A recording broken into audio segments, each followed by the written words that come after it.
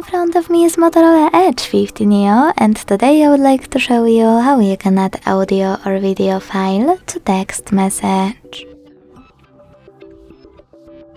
Begin by launching Messages app and selecting or creating a chat. Then use this plus at the bottom left corner. Tap on Files and to pick an audio one, select Audio at the top.